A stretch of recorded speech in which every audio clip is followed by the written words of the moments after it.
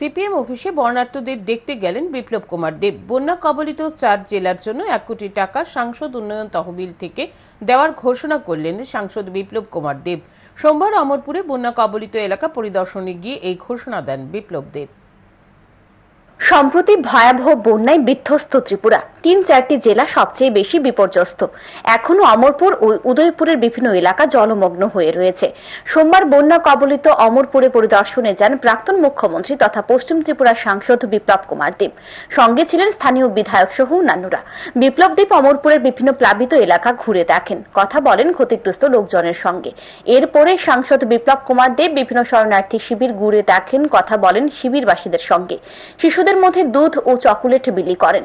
CPM Amarpur মহকুমা অফিসেও ত্রাণ শিবির খোলা হয়েছে, সেখানেও যান সাংসদ, কথা বলেন শরণার্থীদের সঙ্গে। পরে তিনি জানান, এমন বন্যা 40 থেকে 50 বছরেও দেখেনি রাজ্যের মানুষ।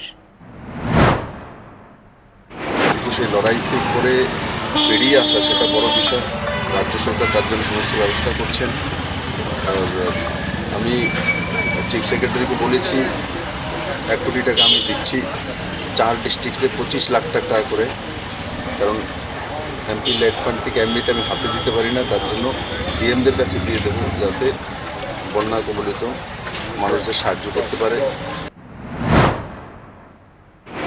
সাংসদ বিপ্লব কুমার দেব আরো বলেন, প্রশাসন, স্থানীয় জনপ্রতিনিধি সহ সকলে মিলে কাজ করছেন। বিপ্লব দেব সকলের কাছে আহ্বান রাখেন এই দুর্যোগে সকলে একত্রিত হয়ে ক্ষতিগ্রস্তদের সাহায্যে এগিয়ে আসেন। কোনো বিপদে রাজ্যের মানুষ একত্রিত হয়ে কাজ করে, এটাই সবচেয়ে বড় পরিচয়। তিনি আশা ব্যক্ত করেন কম সময়ের মধ্যে মানুষ সেখান থেকে বেরিয়ে আসবেন। আমরা সবাই যাতে একত্রিত হয়ে যারা এই দুর্যোগে ভুক্তভোগী হয়েছে তাদের সাথ দেওয়া, তাদেরকে সাহায্য করা। আর ত্রিপুরার মানুষ, আমি দেখেছি, আমি মুখ্যমন্ত্রী হিসেবে এখানে কাজ করার সুযোগ পেয়েছি। ত্রিপুরার মানুষ সেই করোনার সময় হোক বা অন্য কোনো প্রাকৃতিক দুর্যোগ হোক, সবাই একত্রিত হয়ে একে অপরের সাহায্য করে, এটাই ত্রিপুরার সবচেয়ে বড় পরিচয়। আমি আশা করি কম সময়ের মধ্যে মানুষ সেখান থেকে বেরিয়ে আসবে। এবারের ভয়াল বন্যায় সবচেয়ে বেশি বিপর্যস্ত অমরপুর। এখনো জল নামেনি বহু এলাকা থেকে।